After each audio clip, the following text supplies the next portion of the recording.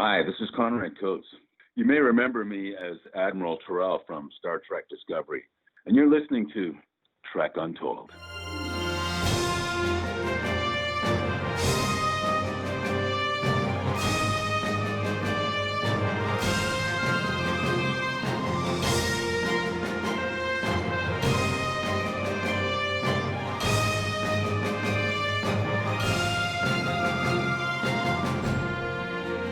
Hello and welcome to Trek Untold, the podcast that goes beyond the stars.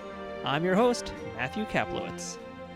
On this episode, we're taking a trip into modern Trek as we chat with an actor who has made multiple appearances in Star Trek Discovery as a certain pointy-eared Starfleet brass.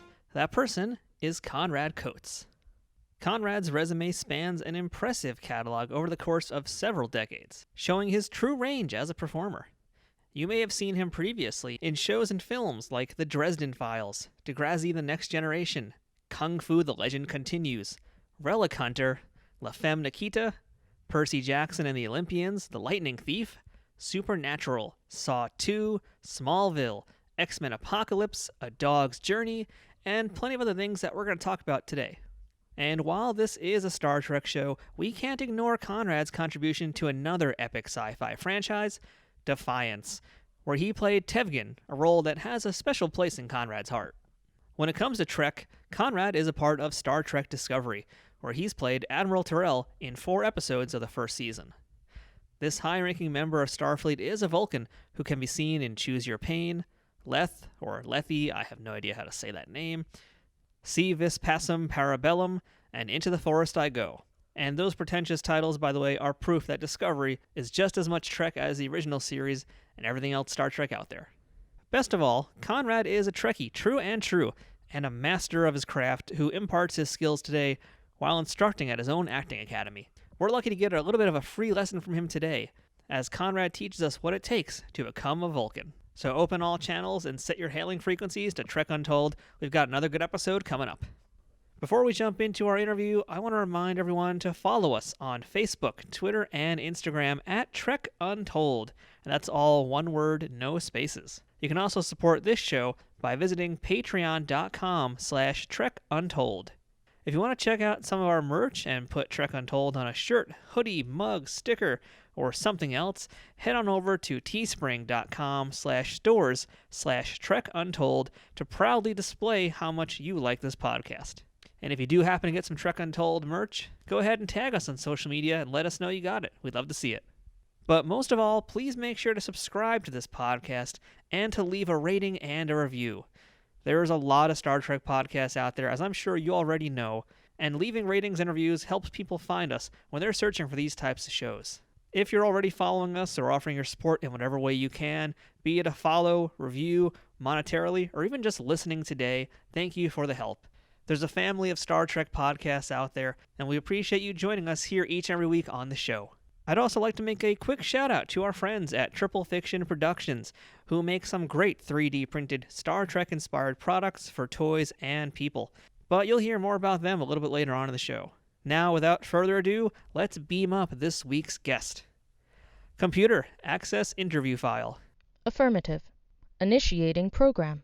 Hello and welcome back to Trek Untold, and now joining me on the other side of the line, you guys may remember him as Admiral Terral from Star Trek Discovery, but the rest of us out there in the real everyday world know him as Conrad Coates. Conrad, how's it going today?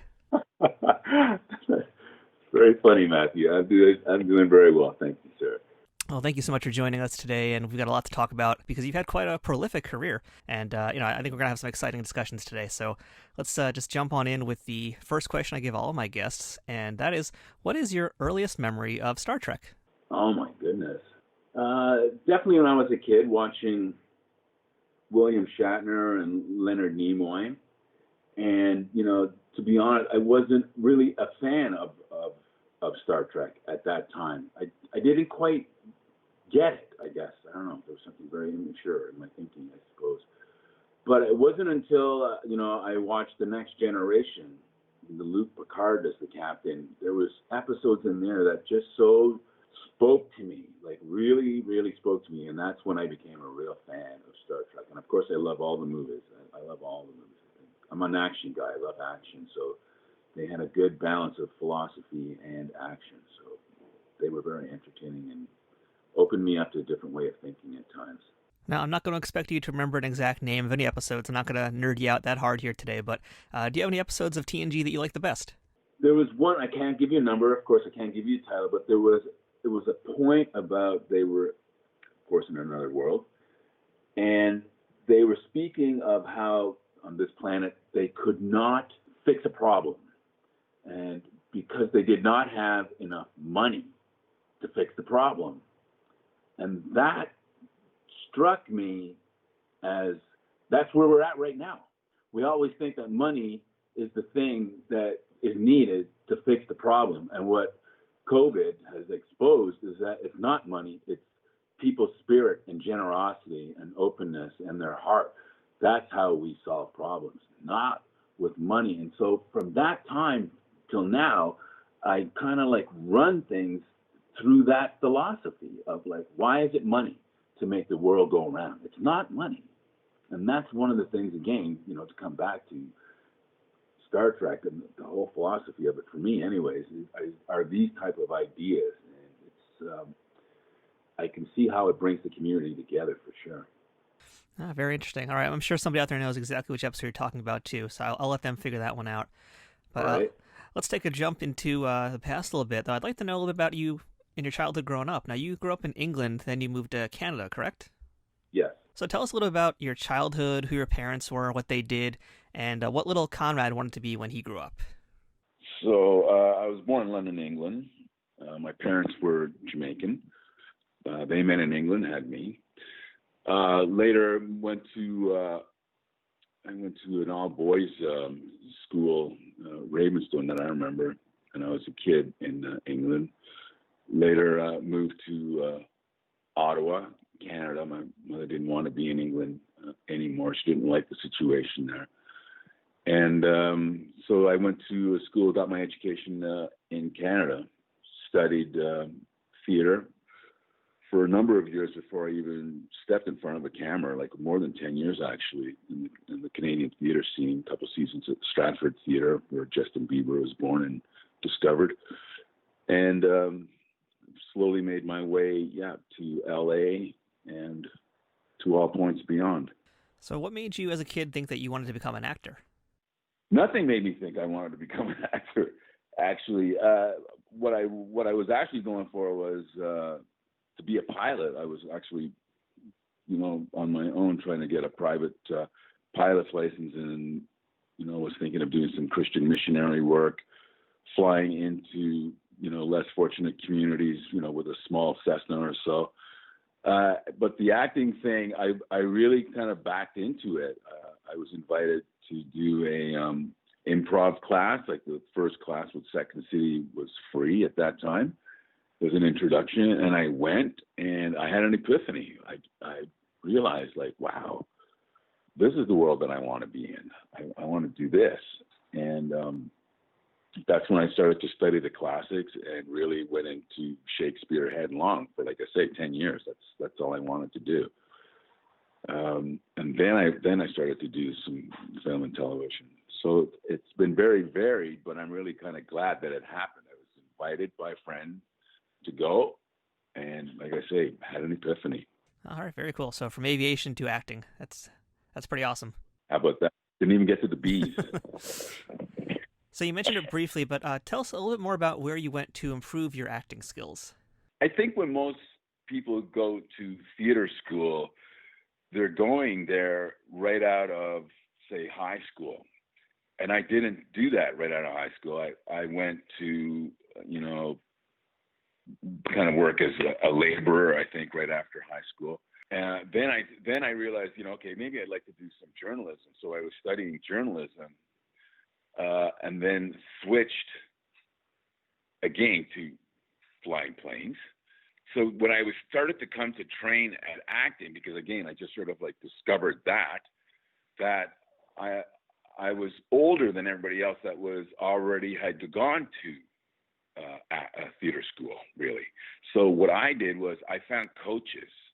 I found people who were at the top of their field, and I would pay them anywhere from $75 to $100 an hour, and to just work with me, just one-on-one. And I would prepare for roles that way. And I kind of like learned on the job, flying by the seat of my pants, full of fear and dread that this was not going to work. But it made me a much more individual actor, as opposed to somebody who went to a certain school, and those kind of actors have that kind of style, and you know what you're going to get from those kind of actors because they went to this school and that's their style.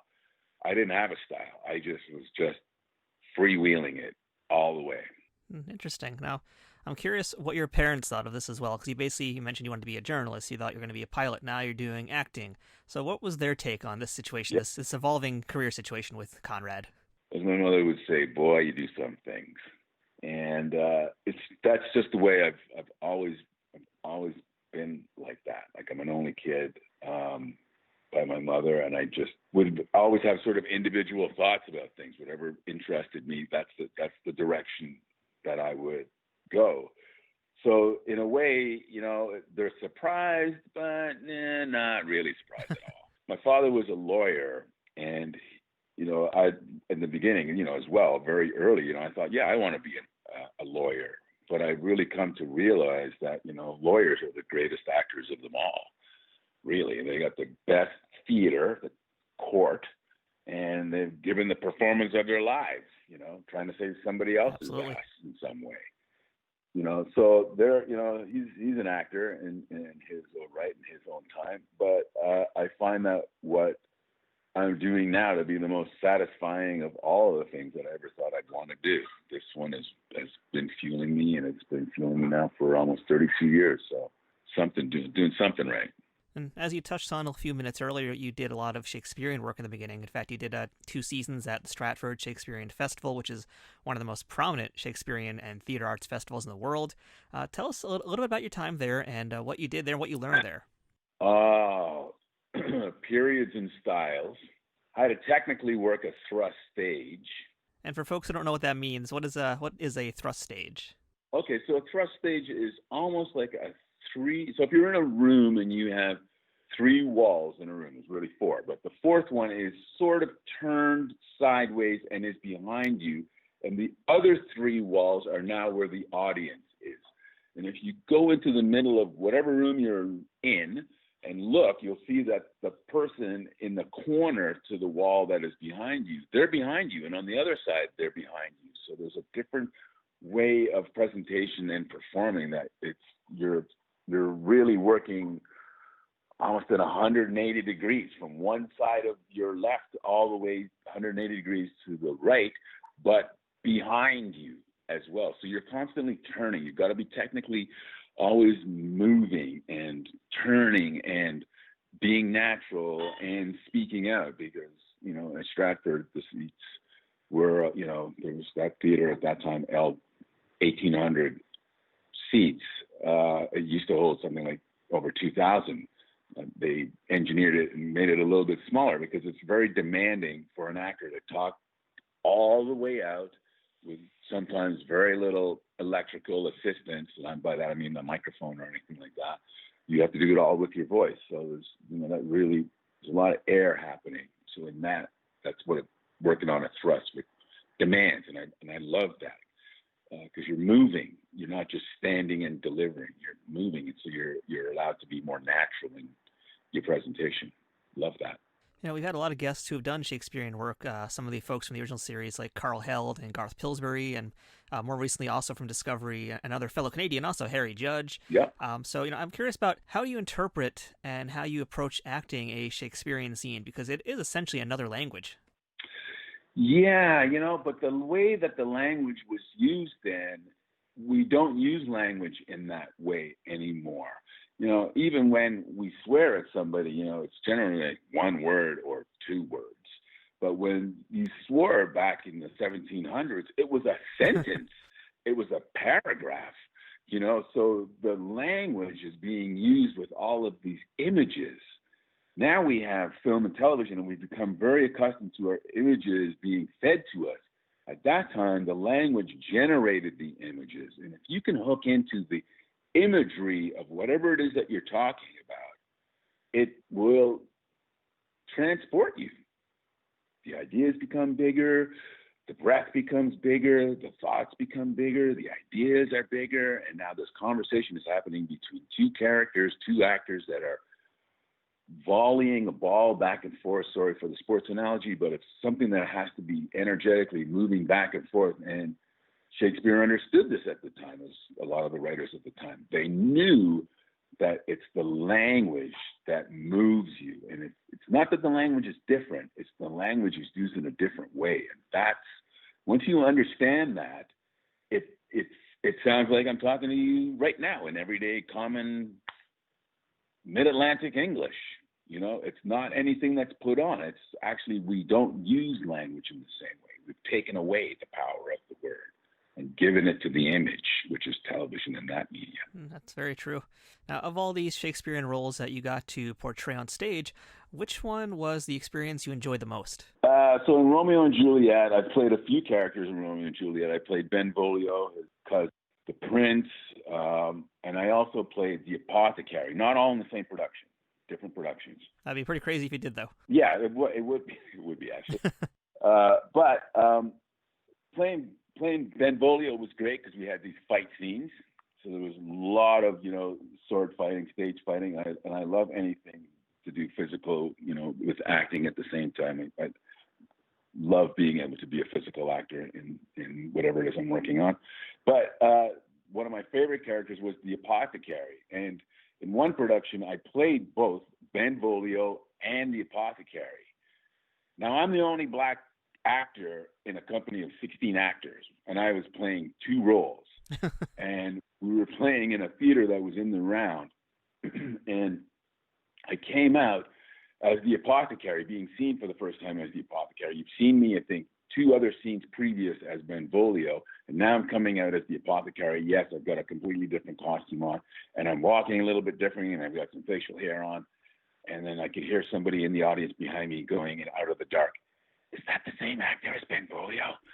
And the other person goes, "I don't think it is. I think it's a different actor." And away we went. And so I really enjoy coming on every single night, being seen one way and not being recognized as another character in the exact same production. That makes me laugh, actually. Yeah, that's like the ultimate compliment for an actor, too, to be that lost in the role that they can't tell you apart. Yes, fabulous. Love it. That's brilliant. So I'd like to know then, so you're doing all the theater work, eventually you get onto TV. So what was your first on-screen TV gig? What was it like? It was wonderful, actually, because that's the thing where you ultimately want to kind of get to. If you're talking about stages of a career, that I've done one stage and now I'm trying to get to the second and third stage and move up a level, have more responsibility, carry more of the show. And, with this production, I was a runaway slave, so I kind of like the idea that I'm trying to get away. But at the time, if we're talking about the times and being a slave, then that means we're going to have to ride horse or be on foot. And in this production, I had to ride a horse. So I got to get riding lessons for a week before we even started shooting. And for me, I've always wanted to ride a horse, and I never had an opportunity to before. So here it was. I'm getting one of my dreams come true, and I'm getting proper lessons on how to do it, and I'm going to be recorded on a television show, The Campbells, and do all of that. So that was very special, that gig, my first gig. Now, you've had a pretty prolific career, as we mentioned. I'm just going to run down just a few of the things you've done so far. And I say so far because, I'm sure there's going to be another 100, 200 more by the time you're finished all this acting stuff. But you've been in Tron Legacy. You've been in Percy Jackson and the Olympians, Lightning Thief, Saving Hope, Warehouse 13, Supernatural, La Femme Nikita, The Dresden Files, so many others. And you've been, of course, in many sci-fi or more supernatural type shows.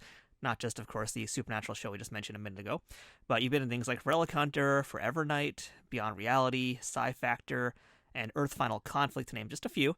But the one I think we have to ask about, because this is, after all, a Star Trek show, is you were on William Shatner's baby, his love child of a show, and that was Tech War. And you were in the episode Carlotta's Room. You played Dr. Reingold, and you got to do a scene with 2 of the stars, Greg Evigan and Maria Del Mar. So I'm just curious, did you get to meet Shatner while you were on the set? And what did you think about that very bizarre sci-fi show that is Tech Wars? Yeah, wow, you're just going right back, way back into the dust, aren't you? Oh, we dig on Trek Untold. That's what we do here. Really dug on that one. That's hilarious. Okay, so to answer the obvious question, no, I did not get to meet Mr. Shatner. Aw. Though I'm a huge fan. His album Has Been, which is one of my favorite. It's in my top five. I got to tell you that right now. Everybody, go get that album. That's a fabulous album. But Tech War, yeah, it was all very different, and that's a long time ago. I'm talking over 20-something years ago. And so the technology and the way that we move the camera and the look of everything, it feels like two different eras in a way. Maria Del Mar I still continue to work with, and I can barely remember the episode. I'm really like scrambling through my memory bank here to kind of come up with something, but it's so long ago, man. Like, you totally got me on that. Well, I actually just watched that one right before this interview, in fact, to kind of remind myself of it as well. And basically, I went that deep. I found it. I will send you a link later. Oh my God, man. That's, I got hair. Yeah, that one, it's all about, it's like basically some politician or person, it's like a murder mystery episode that I think involves some drugs or something like that. And you were a doctor who gets basically questioned by those two leads. So yeah, you're in like a nice, fairly clinical-looking doctor's office of the future. Wow. And yeah, it's a pretty bizarre show. It's a pretty bizarre episode. Wow. Yeah. See, I can't even remember any of that. That's awesome. So I look forward to having a good laugh. Thank you. Well, around that same time, you actually did another show that was a reboot of a much, much older show, and that was Car 54, Where Are You? Yeah. And so according to that, you played a district attorney character. Do you remember that? Yes, I did. So I'm kind of curious because you mentioned your father was a lawyer. So did you go to him, ask him some questions about how to basically lawyer on TV? Oh, gosh, yeah. Okay, so by this point, my father is, he's not around. He's not really involved in my life at this point. He was told that I was an actor, and he always felt like, can he make a living being an actor? So yes, Dad, yes. Yeah, no, I didn't draw on any inspiration for him for that. Actually, it's pretty funny too. But I love being on the show. Nipsey Russell, that was a treat to meet him. Oh yeah, what's it like to work with Nipsey Russell? I mean, he's a real legend right there.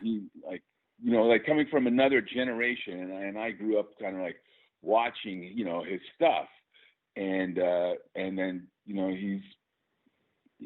made it. You know what I mean? And now I'm like, this is like really early in my career. Like, this might be one of the first 10 shows I did on television, kind of thing, or on film. And so to work with him, and there was a couple of other actors as well. Jeremy Piven, like, that's the first time that I see Jeremy Piven. I didn't know who he was, but to watch him work, and then 15 years later, you see him in, help me, he's the agent for, I can't remember the name of the show, but it's The Boys, and they're trying to make it, and he's this fast-talking lawyer. I can see the genesis of that character, and it's fascinating. That was an excellent show to learn. I love working with actors or being with directors or a designer where I'm learning something. That's, I think, part of the secret to my longevity is like, every time I go on a show, I'm not just there to do my gig. I want to learn something from somebody. It makes it more worthwhile to get up and go there. If it's a bad day, I can turn and I can enjoy somebody else's artistry. You were talking about Jeremy Piven from Entourage, right? That's it, Entourage. Thank you. Yeah, all the way. Car 54 is like a very much forgotten movie in today. I remember actually watching it when it came out, and it's got like a pretty great cast too. It's got Fran Drescher, Rosie O'Donnell. We got David Johansen, which is awesome. Yeah, no, it's a huge film. It's a huge film in terms of the people at that time, like where they were at. Like, they were very popular actors, or not really carrying their own shows or their own films, like, with Rosie O'Donnell for sure. You get to see the beginnings of all of this. And so in a way, like, I'm at the beginning of my beginning of their beginnings. You know what I mean? We're all kind of like going together, that's what I'm saying. Like, that's a very special film for me. And with like so many great comedians on that set too, was it like hard to actually keep a straight face during all the scenes? Oh yeah, there was a lot of improvising going on. Oh, for sure. But I think that's sort of what the magic that's you can't put into a script. You know what I mean? You have to allow your talent to run. You gotta like just sort of kind of give them these are the lines, and you can paint outside the lines, but don't go too far off the page. You know, like you can go over here a little bit, and you can go over here a little bit, and everybody had that skill in that film for sure. It was wonderful. Yeah, if anybody hasn't seen that movie, I recommend you guys check out Car 54, Where Are You?, the 1994 film. Of course, check out the original TV series, too, if you haven't seen it, but the movie is worth a revisit, for sure. Yeah. So I got to talk to you now about one of my favorite things growing up as a kid. Well, actually, no, I wasn't a kid I was watching. Who am I kidding? I want to ask you about one of my favorite things that I was watching not that long ago. That's Degrassi, The Next Generation. I loved that show. You know, we got it here in America, I think a few years after Canada had it, obviously, first. But yeah, I love Degrassi. And when I was looking through the credits and I saw Degrassi there, and I was like, oh my God, you're the father of Drake. That's insane. You play the father of the character Jimmy Brooks, played by Aubrey Graham, who we now know is Drake. Yeah. I mean, pretty much that speaks for itself. Yep. He's done quite well for himself, I'd say. Oh, I think, yeah. Yeah, I'd agree. So how'd you like working with this teen who would eventually become like one of the biggest music stars of all time? And did you know back then he was going to be something special? Yep, absolutely. So it was in maybe the last year for him, the last season, coming up to the last season for him. He knew that he was no longer going to be in the show.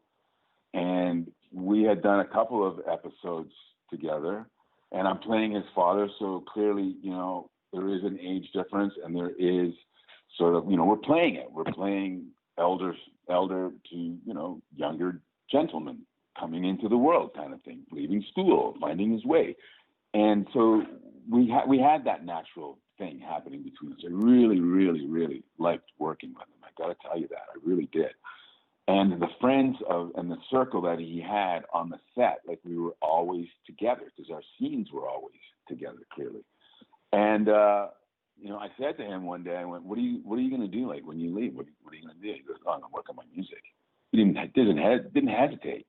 And I go, really? He goes, oh yeah, I got tons of it. I'm going to focus on that now when I leave here. And I looked at him and I went, yeah. And he goes, yeah, it's going to happen. I went, yeah, I believe you. And it has. Yeah, so you were there when Jimmy was, you know, or Aubrey rather, was a little kid, grew up to be much, much older as the show went on. Yeah. How would you describe his evolution as an actor? You know, obviously music is his thing.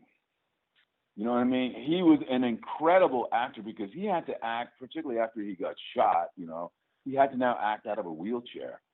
And the world, like, you know, like the viewing audience for Degrassi, it's amazing to me. And it's still in production. It's sort of morphed into something else, but it's the stories and the investigations for young people to share their experiences and their struggles and the pain and the confusion, all that. Like, that's what Degrassi really, really has. And that's what's made it such a successful franchise. He's now been shot and he's in a wheelchair. And people believe that he actually was a paraplegic. And he played it. Like, he played it really well. And when, you know, cut was called, you know, there'd be a beat, another beat, and then he'd get out of the chair. And sometimes it was sort of like, oh, man, don't do that.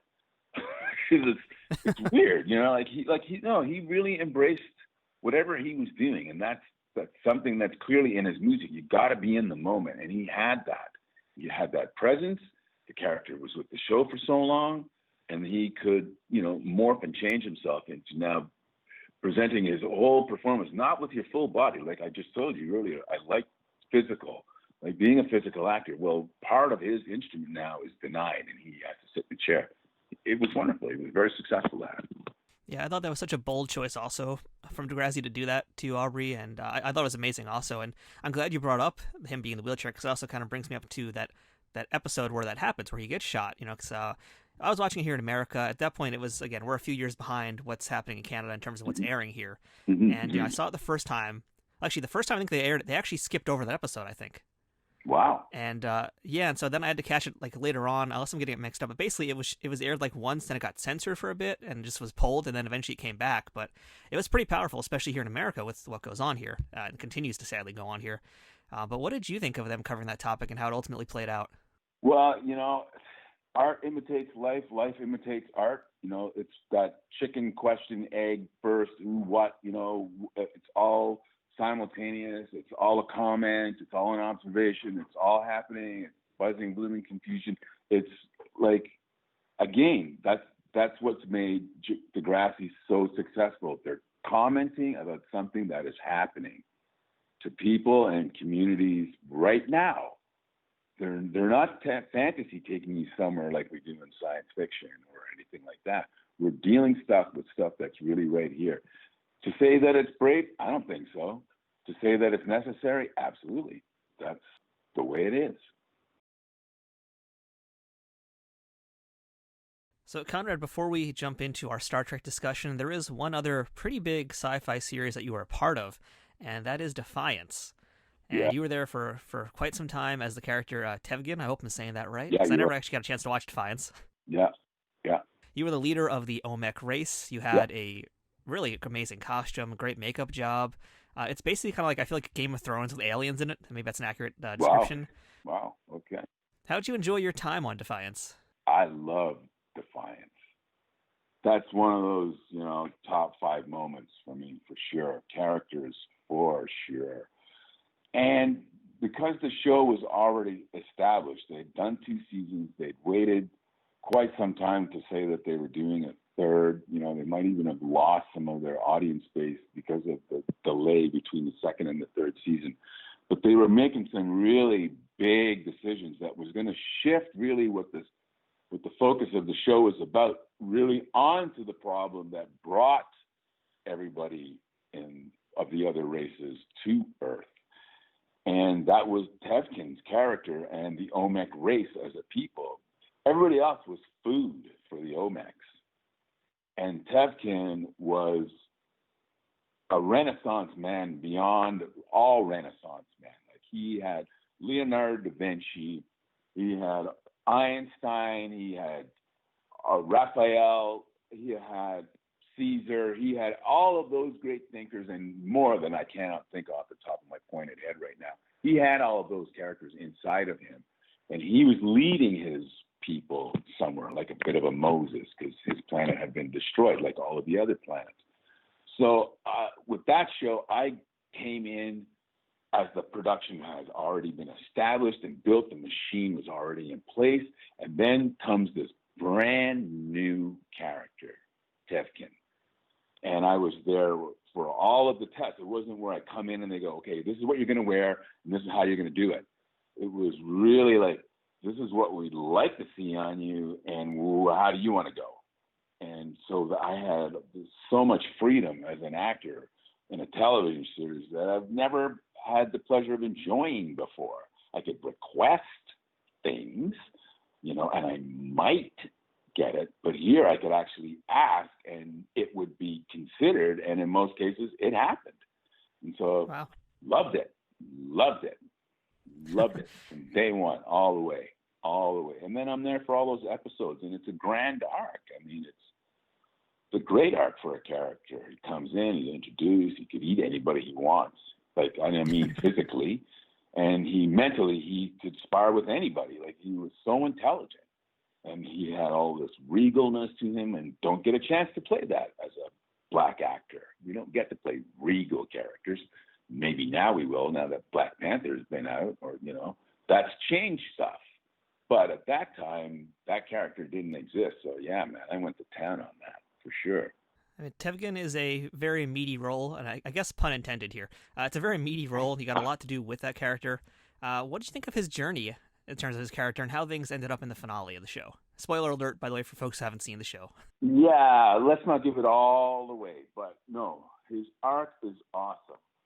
Like I say, you know, he's a political force in a place that had already had a political establishment. He now comes in and just his presence changes everything. It just ripples through all the storylines. And because of that, you know, I'm just standing in a room, and the camera is picking up me, but how everybody is reacting to me, which is sort of like being the king. You don't have to act like the king. You're the king because of the way everybody's behaving towards you, bowing, curtsying, waving, nodding, kissing your ring, you know what I mean? You're just standing there. And that's what, his arc just gets bigger and stronger and further and more far-reaching until consequences come where he has to be eliminated.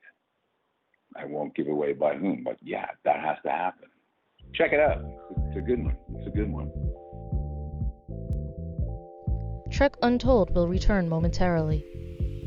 Trek Untold is brought to you by Triple Fiction Productions. If you're a Star Trek cosplayer looking for props, or toy collector looking to spice up your shelves, Triple Fiction Productions has you covered. Triple Fiction Productions produces affordable and unique 3D printed Trek-inspired products from the original series, Next Generation, Deep Space Nine, Voyager, Enterprise, and the movies.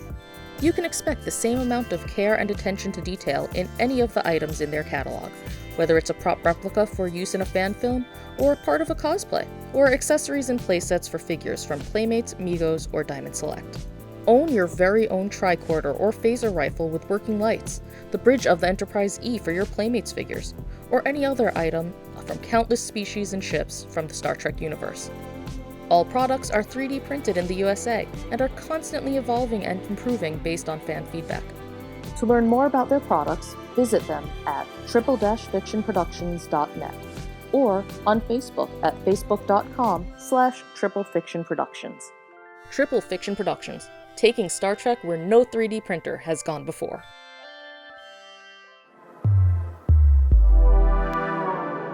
If you find yourself listening to your favorite podcast and wondering what microphone they use or how they do their editing, or if you watch a YouTube video and you wonder what camera is that, or going one step further, if you're watching Twitch and you're wondering how your favorite Twitch streamer built their rig and if you can do the same, then Toys and Tech of the Trade is for you.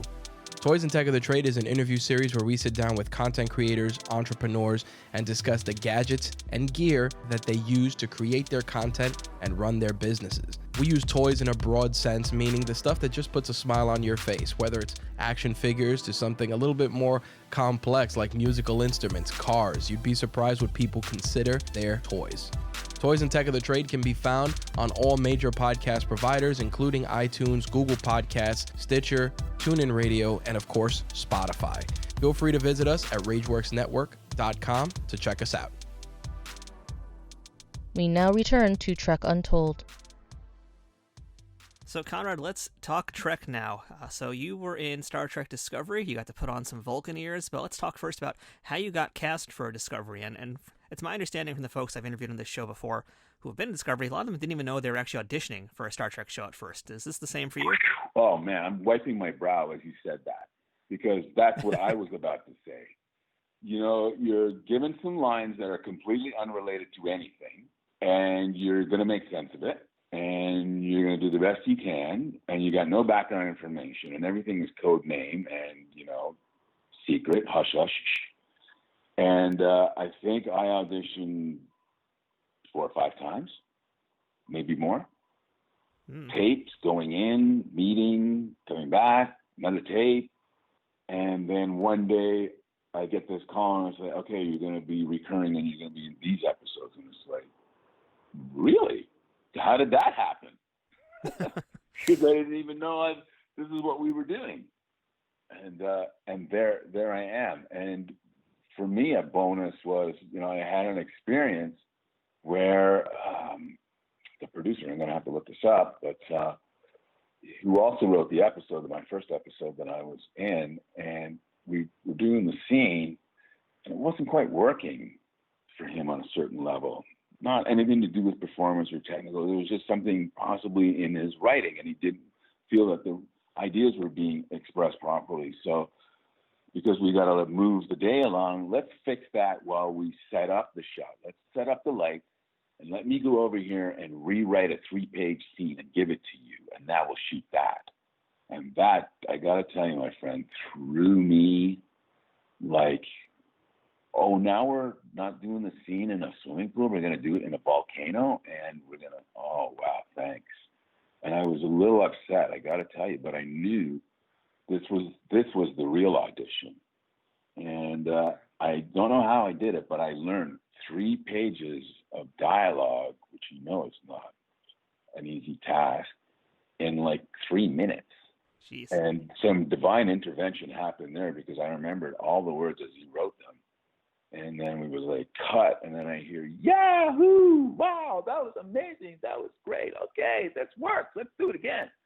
And it was really trial by fire. And I'm really glad that it happened because it showed some, dedication to the task. Because what was really apparent to me being on the show was like, let's not mess this up.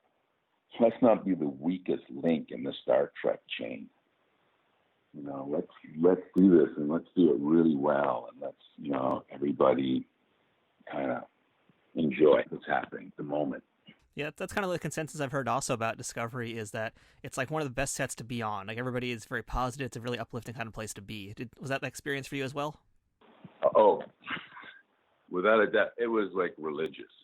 It was religious, and I think everybody can identify with the community. And I'm not talking about organized religion and that it takes control of us or anything like that, but just that we can be a part of something that, to me, I work more on the spiritual level of things, and I just really felt like we're all connected here in a metaphysical way, in a real metaphysical way. And, we're being talked to through this work from a person who had an idea over 50 years ago now, right? So there's something that's being imparted to us, through this work all the time. And everybody knows that. Everybody's very aware of that. It's cool. It's very cool. So when did you find out you were going to be wearing the Vulcan ears? About 2 weeks before it all happened. Because like I said, you didn't really know that's what you were auditioning for. I had no idea what the part was or anything like that. I wish I could go back and play another part that has maybe something else prosthetic-wise, because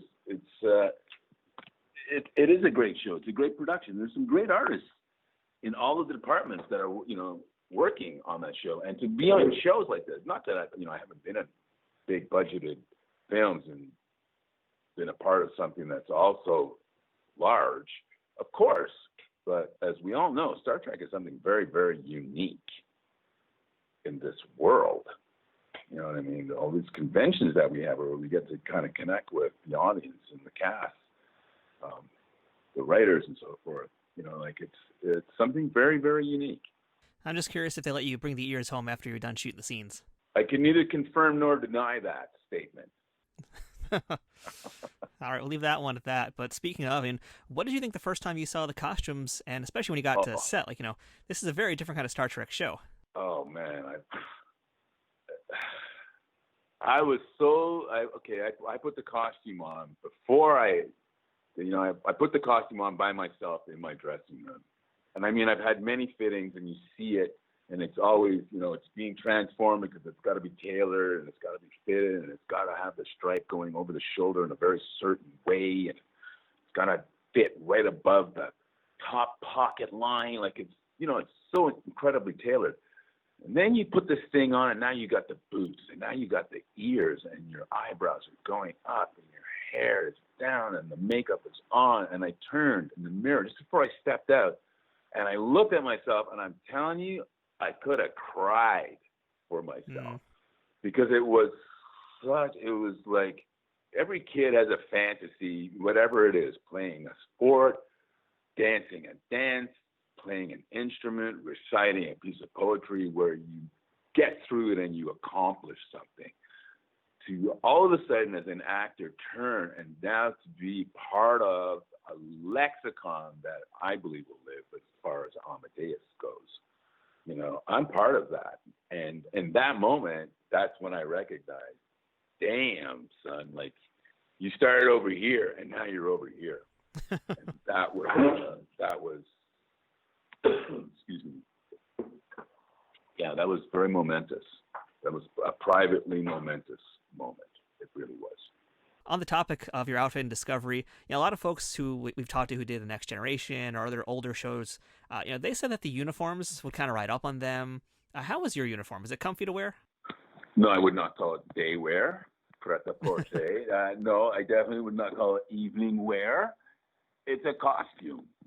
You know what I mean? And it had to be in a way that is historically recognizable. You know what I mean? So yeah, you're right. Some of the other actors complain how it rode up. Yeah, like I'm wearing something that is form-fitted with suspenders, and I got bootstraps pulling it the other way. So it's pulling one way and it's pulling the other way. But man, when I'm standing on camera, look at that body. Like it looks like, and they style that for everybody. You know what I mean? Like everything is designed. So it's a trip, but that's part of the theatrics of it all. You know what I mean? It's the presentation of things, and that's that's why we watch. That's where the fantasy comes from, because it's so beautiful. You're wearing really fine fabrics, and people have put in hours hand stitching something together for you, or making your boots by hand. Like, come on, who gets that done? Not me. Yeah. So to go to work and have somebody do that, man, I so appreciate it. It's wonderful. I see. You just said something I didn't even know about. I didn't realize that. I'm assuming from what you said, it sounds like everybody's wearing suspenders to keep their pants up. Is that how that works? It's to kind of keep the lines going in a certain direction. You know what I mean? Like unless your character has a pot belly, nobody has a pot belly unless your character has a pot belly. So we have to make sure that everybody who's in Starfleet, they look a certain way. That's the uniform of it. It's not just the communicator on the chest. It's the whole thing. It's the stripes on the arms. It's the, you know what I mean? It's where the pockets. You know pockets. You know what I mean? That's just the way it is. There's no pockets in space. No. Who needs pockets? Nobody's carrying anything. Who needs money? We don't have money, right? Yep. So Admiral Terral is the character you played. He's in season 1 of Disco. And I think other than the first time we meet you in that episode, Choose Your Pain, where you don't have any lines, unfortunately, in that one. But you do have 3 other appearances. They're all via hologram or computer screens, where you're either where you're giving orders to Captain Lorca, who is played by Jason Isaacs. And I always find those particular roles, the roles that you have to play via hologram or via computer screen, to be kind of interesting from an acting perspective, because you're basically in a room by yourself. So, I mean, what is it like to do a scene like that where you're having a chat with somebody, but you've got really no one to even bounce off of? Well, the ones where you see me in the hologram, I'm actually in the room with Jason. Oh. I'm actually there. And the way that they technically did it, which is, again, that's what I'm saying about the artistry of this show. When you go back to what William Shatner was doing to what we're doing, it's 2 totally different worlds, and maybe even 3 different worlds away, actually. But I was in the room, and Jason would go, okay, so I want to walk through him. So as he came towards me, I would stick my left foot back about a step and a half, and I'd lean back, and I'd leave my right foot in place so that I'd have a marker so I could come right back to the same spot. And then he walks past me, literally stepping over my foot, and then I step back forward. And maybe the camera has like rack focus from me to him, so it looks like, he's going through me, and then they sort of, draw me in because of the communication system that we're using. But all of those, I was in the room with him. Wow, that's pretty amazing. Isn't that something? I would not have expected that. Yeah, no, I was surprised too, and I'm kind of glad. But what I really wanted, though, was to be on the ship. I mean, I got to be on the set of the ship, but I really wanted to be on the ship and going somewhere with the crew. That's the trip that I wanted. But I'm very grateful for what they gave me, for sure. So were all those sets on the same soundstage? I mean, were you able to actually at least even look at the Discovery bridge? Oh, yeah. No, like we shot those scenes where I'm with Jason. We shot those on the bridge. And we're in like his quarter, his office, his conference room. You know what I mean? We kind of like step over there. But no, I'm walking across the bridge all the time. And I remember the first time that I stepped onto the bridge, the crew's working, everybody's hustling. We're trying to get it done, getting through the day. And I see the chair where the captain sits. And there's this tape right across it, like a do not cross sign. And on the chair was a piece of paper that said, don't even think about it. So it was like they put that there because they knew I was going to sit my ass down in that chair, of course. So Discovery has such a great cast to him. You got Sonequa Martin Green, you've got Doug Jones, we have Jason Isaacs, as we mentioned. Did you get to spend a lot of time with any of these folks when you weren't filming things? You know what? They got to watch me do my thing for once. But I did not get a chance to interact with them. Like my scenes, as you see, I'm really with Jason and giving him hell and, being that commander dude. But the crew was always around. I always, I got a chance to eat with them. I got a chance to be in the prosthetic room with them, and just having a ball. Like, it's so much fun. It's such a fun set. It really was. Really, really was. Everybody there was just wonderful. Loved it. Now, did you watch any of your appearances on Discovery? I did. I think I missed. There was one that I missed, but I did see the final sort of demise of it all, and still kind of waiting to see what happens with that reality. If I'm actually lost in space, because that's what it kind of feels like. But yeah, no, it's a great show. It's a great show. So how would you rate your performances? You're an acting instructor, which we'll talk about in a few moments. But I'm just curious. How would you have rated yourself and your performance on Discovery? I don't know, 7.5 out of 10, maybe, if I'm lucky. I was terrified. I was terrified a lot of the time, to tell you the truth.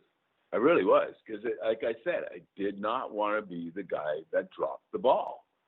I wanted to come in. I wanted it to be good. I wanted it to be convincing. There's an emotional restriction being a Vulcan, like, you know what I mean? Like, you don't show emotion. And for my character not to show emotion, like, that's hard. I'm a human being, you know what I mean? I like to crack jokes. I like to be serious. I like to be hurt. I like to be vulnerable. But as a Vulcan character, Terral doesn't have any of those qualities. So I had to stay within a very narrow lane of performance. And every once in a while you hear, Conrad, too much emotion, let's do it again. And so I'd be like 3 lines in, stop, go back. No, you're emoting. No. But I got that a lot. To find the character, that's part of the thing. You got to step into a legacy of, Leonard Nimoy. This is the way Leonard Nimoy. This is the Bible. This is what we're using. This is the model. This is it. Don't break the mold, right? And now you got to play it that way, and that's hard to do for me, anyways. Yeah, you really touched on something I think is really important about those Vulcan characters, and Leonard Nimoy, obviously the perfect example. He's the icon for the Vulcans. Exactly. And I've been watching, these days, the original series. I just watched the 2009 Abrams film. I just saw the episode he did on TNG. And so I basically got to see 3 different eras of Spock just in the last week or so. Right on. And I find it interesting because you're talking about how a Vulcan cannot emote, but that doesn't mean you talk like a robot. Exactly. And Leonard Nimoy did a lot of different things to kind of not exactly emote, but to add character to it. So how did you find ways to make Admiral Terral become a realistic person and not just a robotic-sounding empty void? I think, and this is how I approach all the work. There's an intention behind everything, and so it's not necessarily about I am just going to be didactic and let you know that this is the way it is. There is really a concern for the fleet. And I have to instruct Jason Isaac to get out there and get the job done and don't fuck around. Pardon my language. Don't make a mistake with this. So there really is an urgency and so all of the frills of pleasantry, that's not on the table. That's not part of it. That's not part of the gymnastics we're going to use here. And so it's not that difficult as I was trying to make it previously sound, but there is sort of like, these are the lines. These are the lines you got to work between, and you got to find that range as an actor. That takes time. So, I'm glad that I got more than one kick at the can to do it. You know what I mean? But did I have a characteristic move at that time? No, I don't think I did. Leonard Nimoy, he could raise an eyebrow. He already had that, so I couldn't take that one. You know what I mean? Did I want to bring my finger up to the corner of my mouth? I think we've seen that one before too. So, that's the thing about television. You got to work really quickly. All right, so Conrad, I want to backtrack a bit and ask you about some other things that you worked on outside of Star Trek as well. And one that comes to mind is Welcome to Marwen with Steve Carrell. Yeah. And you played Demarius Johnson, who was Mark Hogancamp's lawyer in that film. And you got to spend time working directly with Steve. So just what's it like to work with Steve Carrell? I mean, that's, again, another guy who I imagine keeping a straight face on must be very hard to do. Well, this story which is a true story.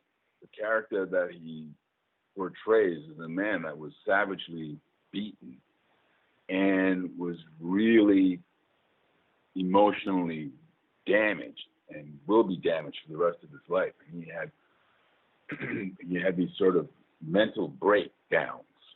And when he had these mental breakdowns, when he was under any form of stress or duress in any way, he would retreat into this fictitious world that he had created as a World War I fighter pilot. And he was a hero, and he only led a group of women. And the reason why he was leading women was because he was savagely beaten by these men who perceived him to be, a homosexual, which he's not. And they beat him so badly that he retreats into this world. So Steve's character was so withdrawn all the time. There was no jokes. He barely talked to me, but that was part of the character. But we spent a lot of time together. We spent weeks together actually working on my stuff, which was the much more serious stuff of the film. Like it's funny, it's entertaining, but I felt that my character in the world that I was working out of was the real world for Steve, the legal world, the finding retribution, getting justice for what had happened to this guy. I played his counsel for sure. So our relationship was really, we were still a lot because he was like a wounded animal. If I moved too quickly, he would like retreat, and so I always sort of kept my distance. But once we got to a place in the storytelling where, the redemption is coming for him, then we totally changed. Then we became two men talking about our children, and that was wonderful.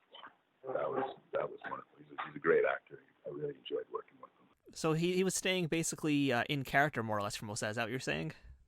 Yeah, because he had to. I get it. You know what I mean? Like, especially when you're the lead of a film, to let too much information in from the outside world that doesn't really pertain to the story and the world that we're living in the moment, as we're working. And the work goes on for months in his case, not for me. For me, yeah, it's like a month, couple of months, but for him, it goes on for months. And to keep that level of artistry up, you got to maintain a certain headspace.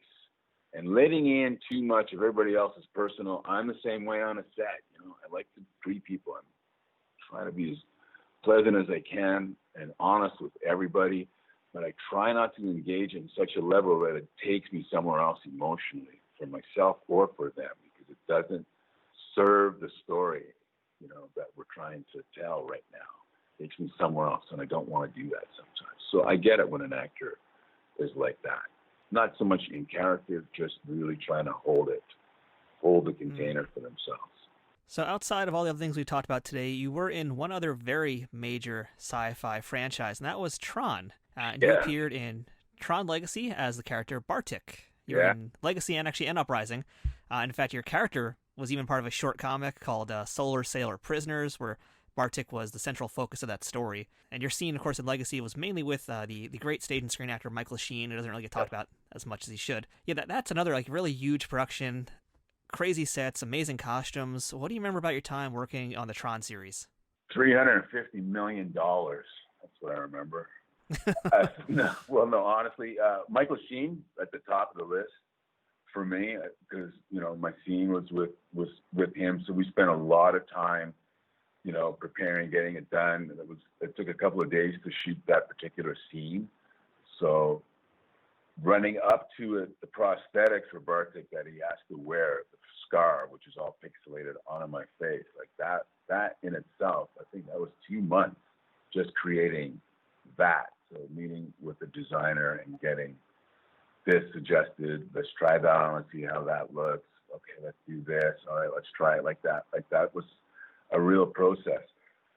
Of course, Joseph, the director, the whole artistry and trip for him being on a set that was really, I think it was maybe not his first feature, but probably pretty close to 1A or 1B. How about that?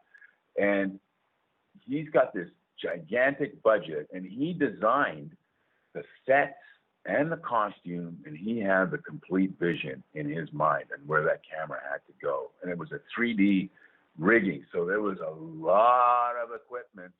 And where there are equipment, there's a lot of people, to move around. So there was, I remember, about 150 people just in the background, not even what you're looking at on camera. And when you look at that scene, there's a lot of people in that scene, probably upwards of 70 people in the scene. So there's a lot of people there. So when the story goes really quiet, it earns it for sure. So it was very busy. It's very hectic. We got fight scenes. We got fight coordinators. We got stuff breaking. You got to be standing over here. You better be ducking. It's coming over your head, and you better move over there because that's where you're supposed to be. If you don't, you're going to sue us. It's just all madness happening. But when you see it, it's snap. It goes by. But it was a lot of days putting that together. Yeah, like in that particular scene with Michael Sheen, in fact, that's basically like a party kind of scene. There's so many people on the area, so many costumes, the visual effects, everything there. It's real stunning to look at, real visually amazing film. It really is. It really is. No, Joseph had like an amazing, and the other films that he's gone on to make, with Tom Cruise, I believe it's Oblivion, like stunning. Like he's got a real mind and he's got a real eye for things, and Bartik, again, a bit bombastic, I think, sometimes when I look at that performance, to be honest. But, I was very excited to be there and be a part of something that was being celebrated by Disney. You know what I mean? Like that was 25 years since the first one, and now they were doing this and they were launching all kinds of product, really. But yeah, stunning, amazing. Yeah, and speaking of the product for the Tron series at that point, there were comics we mentioned, there was video game, there's also an animated series, and Bartik comes back for that, but he's voiced by Donald Faison and not yourself. So I was just curious, were you approached for the role? Was it a scheduling conflict, or did they just go ahead and cast Donald and we're just like, whatever? Yeah, I think it was more like that. Let's cast Donald and whatever. No, nobody talked to me. Too bad about that, but man's doing a good job. What can I say? So on the topic of voiceover work, there is one other role that I just happened to see on the very top of your IMDb page right now, and that is Far Cry 6. That game's coming out 2021. At the time of this interview that we're doing, the trailer was just released very recently for it.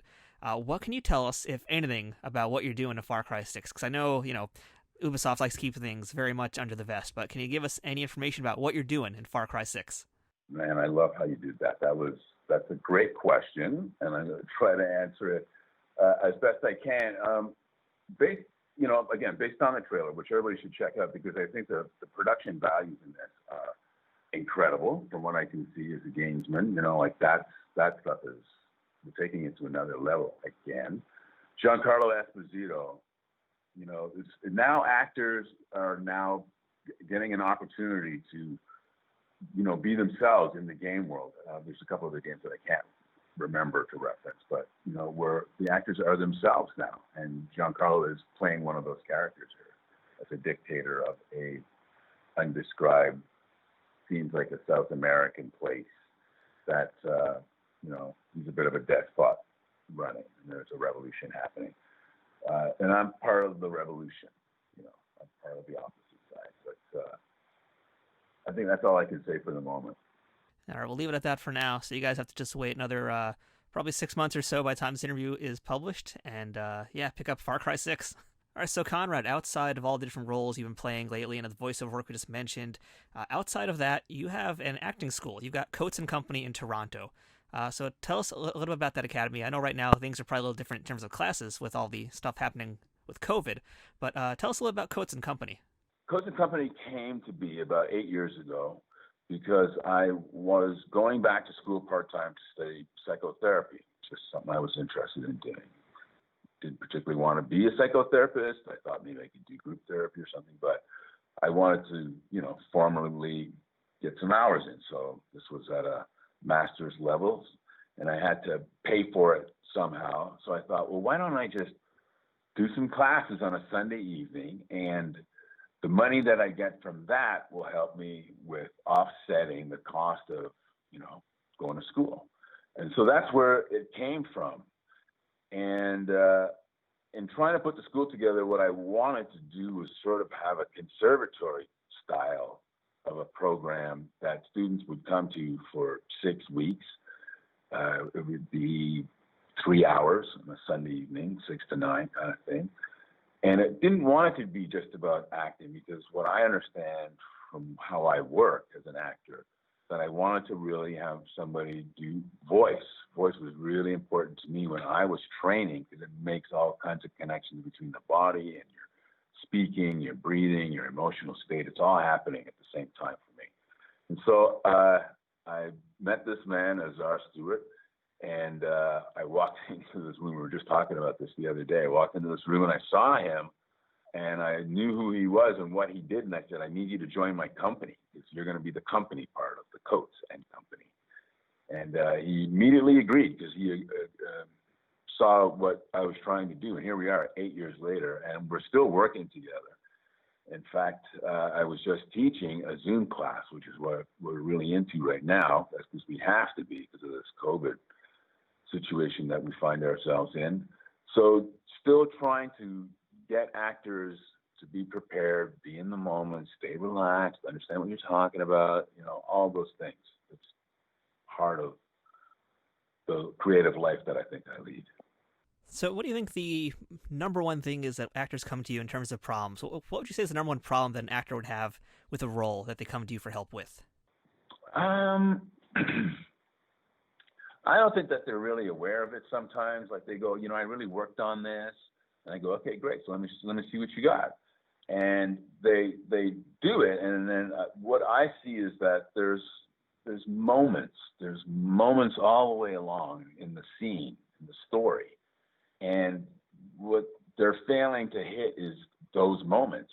Those moments are not necessarily being spoken. You are doing the speaking, but it's in reaction to something that somebody else is speaking. And I find that those moments are what make a performance, and what makes an audience want to watch an actor, watch somebody pretend to be a character, following the story, buying into it. The only thing that's going to make you be that compelling is how dynamic you are, how up and down, in and out, fluid, how much you take in, how much you let us in, how much you let us don't come in. Like, there's a fluidity to that. And I don't find that young actors today know even what they're looking at when they're looking at a script. So I'm all about the word. And that's what Shakespeare gave me. I'm all about the word. But I don't play the word when I'm on camera. I play subtext on camera. So I try to teach that. That's part of my thrust of training. So on the flip side of that, you've been around so many well-known actors throughout your long, prolific career. What was the greatest piece of acting advice, or even life advice, that another actor has given to you? Of the really great actors, Douglas Campbell being at the top, from Scotland. He's one of the founders of the Stratford Festival. Now over, what is that? Almost 60 years ago. I had a chance to work with him. He played the original Oedipus there. And when I worked with him for a bunch of seasons in different companies. And he was 75, I think, when I first met him. And I worked with him when he was well into his 80s. And he said, because, I was a young actor. I was in my 20s. And, he says, it gets easier, my boy, as you get older. It gets easier as you get older. And I think that that's a life lesson as much as it is an acting lesson. You become more confident in your skill and your power and your authority over what it is that you're doing. You can relax because you don't have to worry about what anybody else is thinking about you in terms of like judgment or anything like that, or any kind of prejudice. You're in the world of the arts, which is a little bit more open than it may be, say, than in a business environment. So you could be yourself a little bit more. And so as I've gotten older and as I've gone along, it has gotten easier in a certain respect. Harder in some ways, but easier in terms of the art of it for me as an actor. Okay, great answer. All right, so Conrad, for anybody who wants to potentially take some classes with you online or in person, whenever hopefully that reopens up again, or who just wants to follow you on social media, how can our listeners find out more about your school and yourself? Oh, wow, that's fantastic. You can follow me on Instagram at Conrad Coates. And for classes, Coates and Company, CoatesandCompany @gmail.com. And the site is just being reworked right at the moment, but that'll be back up very shortly because I'm doing more Zoom classes right now. We only have like 6 to 8 students per class, so it's sort of a gymnastic. So you get voice and body work with the czar, and then you get to work a scene with me as well, and we cover a lot of audition type stuff. So that's keeping me very busy at the moment, actually, because actors are still, I think Canada is going to open up before the States does in terms of productions. So, Conrad, final question for the interview here. What's the best thing about being a part of the Star Trek universe? Oh, the community of people, like the people that I've met and the conversations that I've had. I mean, I know in a weird way that, you meet the person who you've watched on television. I get it. I'm a fan myself. I too get excited. But there's this sort of underlying understanding of what the message is, of community, of acceptance, and so forth. And that, to me, is, as a black man, particularly living during these times, it's very violent, you know what I mean? It's very comforting to know that to people of the Star Trek universe, you're just like them. It's very, very rewarding to be a part of that. All right. So, Conrad, thank you so much for all of your time today. You've been super generous with all your experiences, your insight, all these great stories. So, we appreciate you for being a part of Trek Untold today, and we look forward to hopefully seeing you again in the Star Trek universe. Anytime, Matthew. Honest to God, anytime you can reach out to me to be a part of whatever it is you're working on. I don't mind it at all. It's a good thing. I like what you're doing. You know what I mean? And I want to support that. So thank you for asking me. Oh, thank you so much, and I look forward to the continued success of Coates and Company as well, and everything else with your career moving forward. Amen. And so, all the best to you. Thank you so much today. Stay safe. Bye. And that was our discussion today with Conrad Coates, who was as formative as he was entertaining. He's a real chameleon when it comes to his roles, and that's the mark of a great actor. One whose face you've seen a ton of times, but each time you see that face, it disappears into the role that person's playing. The character of Admiral Terral is a Vulcan, as we mentioned, and Vulcans are fairly common in the Star Trek universe. However, a person of color portraying Vulcan is still a relatively novel concept. Don't at me now, yes, we all know about Tim Russ as Tuvok, but beyond that, any Vulcans portrayed by black performers are usually just background extras and rarely with speaking lines. Marva Hicks and Ronald Robinson played Tuvok's wife and son, respectively, on Voyager. Brian Waller was a member of the Vulcan Council in the first J.J. Abrams reboot, and Brett Bartlett was a baseball player on Tecumbra's team in Take Me Out to the Holosuite on DS9. And as far as I know, that pretty much represents the end of Black Vulcans with speaking lines, or at least characters being prominently featured on screen. The rest have mostly been just that, just background characters. And as for Asian or Latinx people portraying a Vulcan in more than just being part of the ambience, good luck finding any. It's just an interesting footnote in the history of Star Trek, but it's one I hope is remedied through Discovery, Strange New Worlds, and all of the other upcoming Trek series. And you can't say they don't exist because I've seen plenty of these types of people at Comic-Cons around the country, and they look pretty great to me. Thank you again for listening to this week's episode of Trek Untold. Please make sure you follow us on social media to see all of our memes and daily guest updates. And who knows what else, because you never know what pops up on our pages. All you have to do is look for Trek Untold on Facebook, Twitter, and Instagram. We'd love to hear from you and hear what you think about this week's episode. If you'd like to support this podcast, check out patreon.com/TrekUntold to learn how you can keep our ship operating at full power. You can also check out some of our merchandise at teespring.com/stores/TrekUntold. That's TEE spring.com. That includes shirts, stickers, mugs, phone cases, and a whole lot more. But most importantly, if you haven't already, please subscribe to this show and give us a review and rating on iTunes or wherever you listen to it.